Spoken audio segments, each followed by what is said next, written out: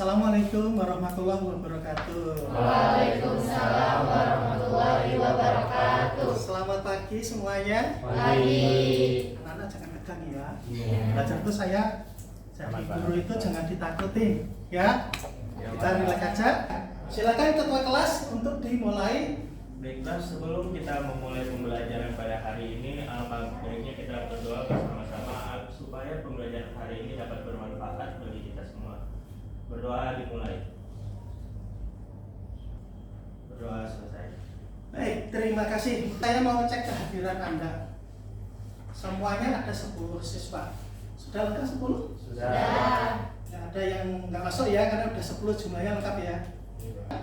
Pernahkah Anda mendengar yaitu kata campuran?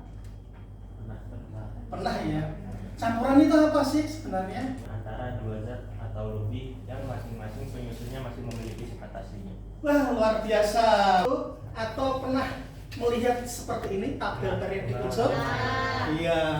Saya akan apersepsi untuk mengingat juga untuk pelajaran yang kemarin ya, bahwa di dalam tabel periodik unsur itu ada golongan dan ada periode. Ada golongan berapa kalau kita membaca? Golongan 1, golongan 2, golongan 3A, 4A, 5A, 6A, 7A. Baik, kalau golongan 1, H itu namanya apa? Hidrogen, bawahnya litium, bawahnya litium, natrium, bawahnya natrium, ya, bawahnya kalium, rhodium, cesium, Fr, francium. Ini kalau saya dulu diajarkan oleh guru saya waktu ngajar, ini hafalnya mudah. Apa sih hafalannya? Hari libur nasional Kak Rebo sedang frustrasi. HLINAK RPJSNR. Itu golongan 1A. Golongan alkali. Gabungan dua zat atau lebih yang masing-masing zat penyusunnya masih memiliki sifat aslinya. Tadi udah ya, Anda definisikan dengan bagus. Pada kesempatan kali ini kita akan lanjut, yaitu saya akan menyajikan yaitu sebuah poster ataupun nanti dalam bentuk video. Silahkan Anda amati. Teman-teman semua pasti jarang yang memperhatikan saluran air di rumah kan? Tapi pernahkah kita berpikir sekotor apa ya pipa instalasi di rumah kita yang sudah bertahun-tahun ini? Tujuan pembelajaran pertama yaitu dengan mengamati poster ini, video ini yang saya tampilkan, harapannya peserta didik dapat menerapkan beberapa metode pemisahan campuran dalam kehidupan permasalahan sehari-hari. Itu tujuan belajarnya. Yang kedua, ya, dengan melaksanakan eksperimen ini, ada alat-alat sudah disiapkan semua oleh Anda, bagus. Dengan melakukan eksperimen, penelitian, penyelidikan, dengan kegiatan praktikum ini, harapannya kira-kira apa? Tujuan daripada pembelajaran agar Anda dapat mengetahui atau mencari solusi permasalahan terhadap informasi, terhadap apa? Melakukan analisa terhadap permasalahan yang ada, melakukan analisa solusi pemecahan masalah terkait masalah yaitu submateri pemisahan campuran berdasarkan informasi yang disajikan guru. Apa yang disajikan guru? Berupa LKPD. Ini masalah sudah didesain di sini. Jadi nanti pada langkah pertama Anda adalah melakukan orientasi masalah dengan jalan melihat masalah apa yang ada di dalam poster atau video tersebut. Kita masuk pada orientasi masalah. Kelompok 1. Rasa dan anggotanya. Hasil pengamatan kamu apa?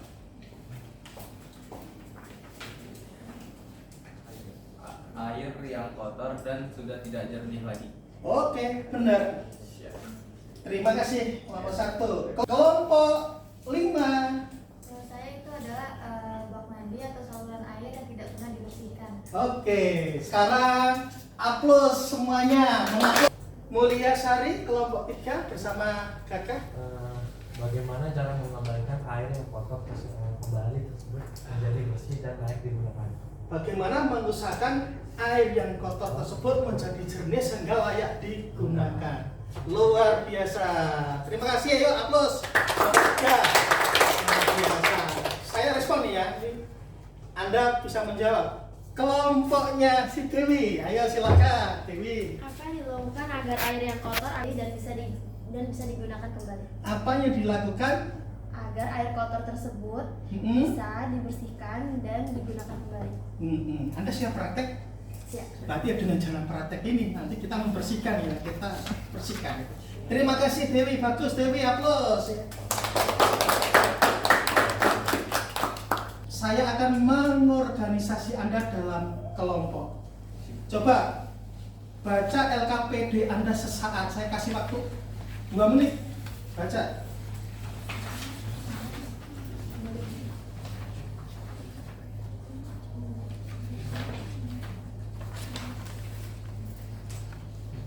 Saya juga mengambil LKPD ini ya. Berarti pertanyaan nomor 2 berarti sudah terjawab. Peserta didik selanjutnya ini dalam mengorganisasi yaitu berangkat pada pelaksanaan praktikum. Anda yang membaca ya, saya coba Anda untuk membaca. Sebelahnya Dewi, silakan dibaca. Bekerja dalam kelompok nomor 1, Dewi. Peserta didik bersama kelompoknya diminta bekerja sama dalam membuat deskripsi pekerjaan khususnya filtrasi dan melakukan curah pendapat untuk mendapatkan beberapa teknik metode pemisahan campuran pada buku proyek IPA SMK kelas 10 dari PT Penerbit Erlangga halaman 45 sampai dengan 48. Nah, sekarang dibuka bukunya.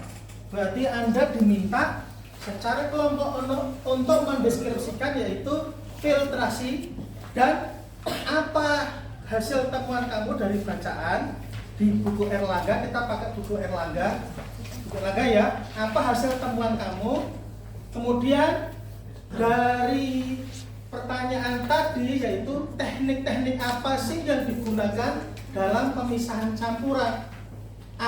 Kita kan tahu filtrasi, ini mau filtrasi. Kira-kira selain filtrasi itu apa saja dan definisi dari filtrasi apa saja? Mulai dari sekarang silakan dibaca. Pahami. Hasil temuan kamu setelah kamu baca, kamu masukkan ke dalam LKPD.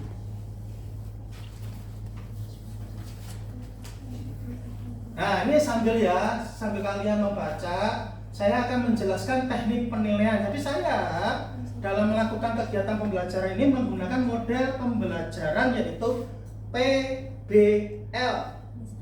Dan teknik penilaian yang saya lakukan adalah salah satunya adalah teknik penilaian uji kinerja atau uji performa terhadap keterampilan Anda. Yang kedua, saya juga mengambil daripada nilai pengetahuan. Nanti saya bagi ada kegiatan post test. Yang ketiga, saya juga menilai keterampilan, sikap Anda. Kita belajar dengan menggunakan kurikulum Merdeka, jadi nanti ada yang namanya yaitu bagaimana dimensi P5-nya dilihat dari apa? Dilihat dari gotong royongnya, kerjasamanya, kemudian dilihat dari kreatif Anda, dilihat dari nalar kritis Anda. Jadi nanti nampak itu penilaian dimensi kelima pada kegiatan praktikum. Itu ya teknik penilaiannya. Baik, sudah dibaca? Saya mau bertanya kepada Anda, pada kelompok Anda. Ini kan organisasi dari dalam kelompok. Anda sudah diskusi? Sudah, baik. Kelompok 5. Tadi aktivitas membaca sudah? Nah, hasil yang kamu baca tadi, filtrasi itu apa? Filtrasi itu adalah proses pemisahan antara zat padat dengan cairannya dengan melalui saringan. Iya, benar. 100 nilainya untuk kelompok 5. Hei, aplaus dulu dong, biar semangat. Jadi itu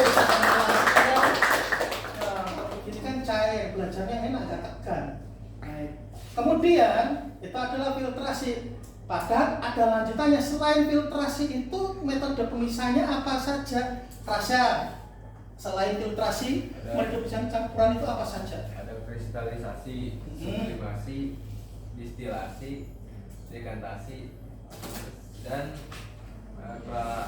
kromografi. Kromatografi, ya. Silahkan Anda laksanakan praktikum. Anda nulis saja, nanti bisa ditulis lagi. Kita harus mengetahui praktikumnya segera, hasilnya bagaimana. Silahkan hitungan ketiga Anda berdiri. Kalau ada kursinya bisa dimasukkan ke sana sebentar biar nggak mengganggu. Ya, kalau praktikum sambil berdiri ya. Silahkan Anda laksanakan kegiatan praktikum. Nah, dimulai dari sekarang. 1, 2, 3.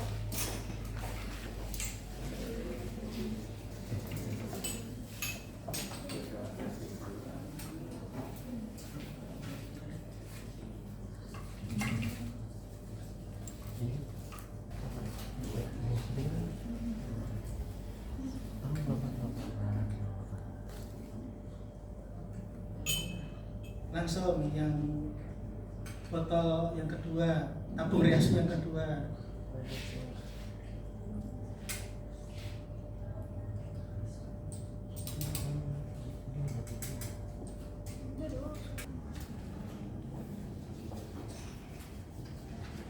Gimana? Bening kan? Iya, itu filtrasi keberapa? Baru sekali udah bening?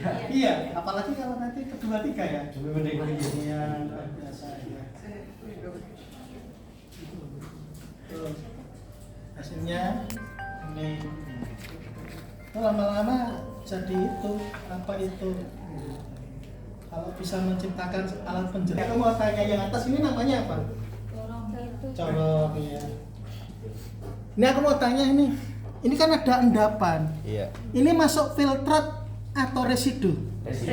Residu. Kalau filtrat yang mana? Oh iya, pintar Anda. Oke, lanjutkan. Assalamualaikum warahmatullahi wabarakatuh. Waalaikumsalam warahmatullahi wabarakatuh. Selamat pagi semuanya. Hari ini kami dari kelompok 2 akan mempresentasikan tentang pemisahan campuran dengan metode filtrasi. Sebelumnya, perkenalkan nama saya Milka Dulestiana dan di sini ada teman saya. Saya Yadzen Dwakni Nugraha Agung. Filtrasi merupakan metode pemisahan campuran dengan cara memisahkan material zat padat dan cairannya dengan melewatkan campuran pada saringan. Berikut saya akan membacakan hasil pengamatan dari praktik saya.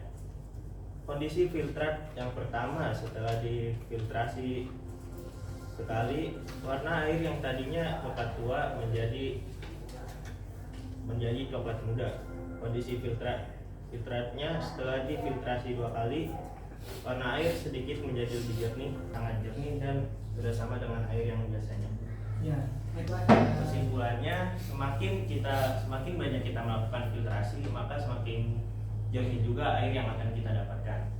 Selanjutnya adalah sesi pertanyaan. Untuk kelompok 1 dipersilakan untuk memberikan pertanyaan. Saya Rasya Fairuz Al-Ghafri dari kelompok 1 akan menanyakan apa saja media yang bisa digunakan untuk melakukan proses filtrasi.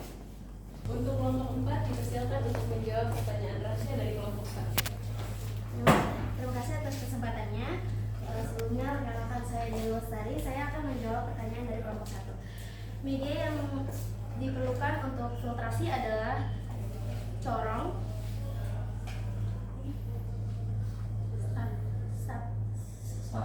statif, terus sama meter gelas. Sekian dari saya, terima kasih. Selanjutnya, apakah kelompok 5 ingin menambahkan jawabannya? Iya. Silakan.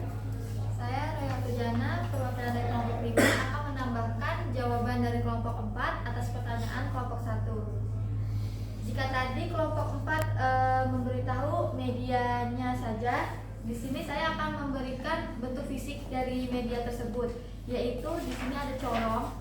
Bentuk corong itu seperti kerucut, lalu ada beker glass itu yang seperti ini, ada statif, ini berbentuk gagang seperti ini untuk menompang si corong. Lalu nanti cairan akan dituangkan ke dalam kertas saringan dan akan memberikan atau meninggalkan residu. Nanti air itu akan turun ke beker glass yang disebut filtrat. Filtrat itu berbentuk air. Terima kasih, segitu saja jawaban yang bisa saya tambahkan. Baik, terima kasih atas jawabannya dari kelompok 4 dan 5. Untuk semua kelompok dipersilakan memberikan apresiasi untuk kelompok 4 dan kelompok 3. Dipersilakan untuk memberikan pertanyaan. Ya, terima kasih. Saya ingin bertanya apa manfaat dari proses filtrasi dalam kehidupan harian? Terima kasih. Baik, terima kasih atas pertanyaannya Gagah dari kelompok 3. Untuk kelompok 1 dipersilakan untuk menjawab pertanyaannya Gagah dari kelompok 3. Saya Rizky Herdiansyah dari kelompok 1 ingin menjawab pertanyaan dari kelompok 3. Pemanfaatan filtrasi dalam kehidupan sehari-hari dapat dijumpai untuk memurnikan air supaya layak untuk dikonsumsi. Untuk kelompok 5, apakah ingin menambahkan jawabannya? Baik. Saya Renata Jana ingin menambahkan jawaban kembali dari kelompok 1 atas pertanyaan kelompok 3, yaitu pemanfaatan filtrasi dalam kehidupan sehari-hari. Tadi kelompok 1 sudah menjawab, yaitu untuk memurnikan air untuk kembali jernih. Tetapi saya ingin menambahkan, di kehidupan sehari-hari kita sering sekali membuat teh. Terkadang kita membuat teh dengan menggunakan teh tubruk dan teh celup. Ketika kita membuat teh tubruk, kita memerlukan saringan untuk menyaring teh tubruk tersebut agar tidak kita minum. Namun di teh celup pun juga seperti itu. Kita membutuhkan kertas saringan agar serbuk itu tidak terminum oleh kita. Terima kasih. Luar biasa. Oke.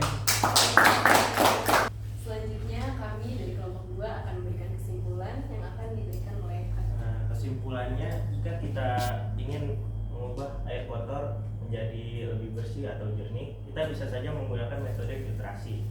Dan semakin banyak kita melakukan filtrasi, maka air akan semakin jernih. Demikian kesimpulan dari saya. Demikian presentasi kami hari ini. Wassalamualaikum warahmatullahi wabarakatuh. Waalaikumsalam warahmatullahi wabarakatuh. Di awal di akhir sesi untuk praktikum ini kita akan melakukan yaitu mengevaluasi secara bersama-sama. Kalau mengevaluasi secara bersama-sama ini menjadi suatu penguatan juga ya. Saya mempunyai sebuah minuman ini minuman, enggak saya bacakan namanya apa nanti ya terkenal. Ini minuman. Ada punya beker gelas satu? Ya. Kita menganalisa. Saya mau menganalisa lebih dalam.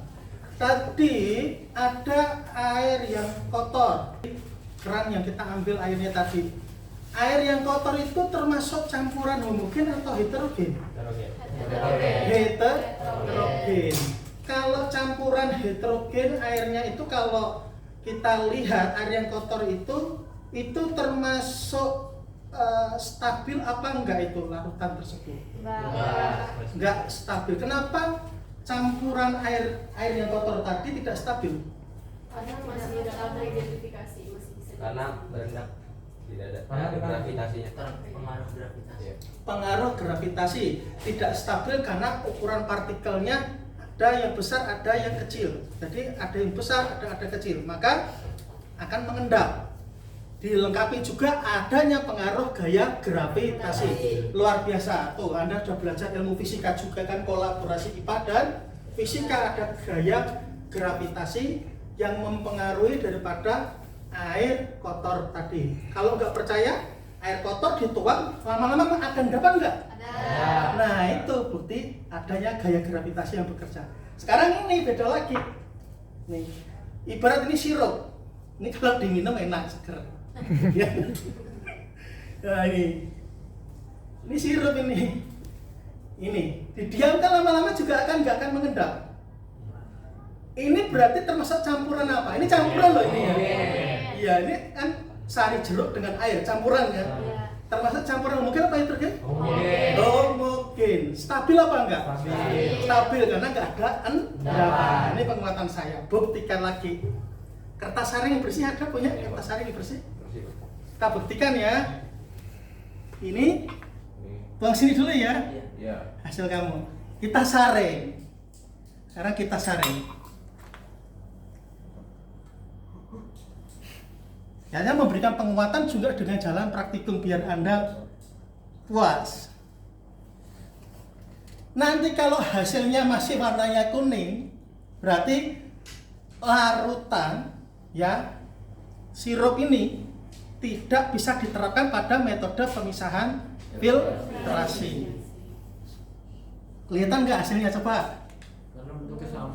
Ayo, warnanya sama kan tuh lihat tuh? Ya kan? Berarti kalau campuran homogen tidak bisa dipisahkan dengan mode filtrasi. Tetapi campuran homogen itu kalau kita amati secara seksama, campurannya hampir sama kan? Tetapi kalau dengan menggunakan mikroskop ultra bisa terlihat dengan jelas itu pelipatan pembesaran berkali-kali. Itu maksud saya. Jadi paham ya, campuran homogen berbeda dengan campuran heterogen. Campuran yang bisa dipisahkan adalah campuran heterogen. Oke, baik, sekarang sudah selesai. Saya akan adakan ulangan harian kepada Anda. Silahkan Anda kerjakan sebagai mengukur hasil pengetahuan Anda. Baik, sudah selesai semuanya? Sudah, alhamdulillah sudah selesai. Silahkan dikumpulkan yang sudah selesai. Silahkan. Kita ucapkan alhamdulillah. Untuk ke pertemuan besok, silakan Anda kerjakan tugas di halaman 58. Baik, itu saja dari saya. Mudah-mudahan apa yang sudah kita kaji bersama, pelajaran bersama bermanfaat bagi Anda semuanya. Cukup dari saya, jika ada kekurangan saya mohon maaf yang sebesar-besarnya. Bila topik wal hidayah. Wassalamualaikum warahmatullahi wabarakatuh. Waalaikumsalam warahmatullahi wabarakatuh.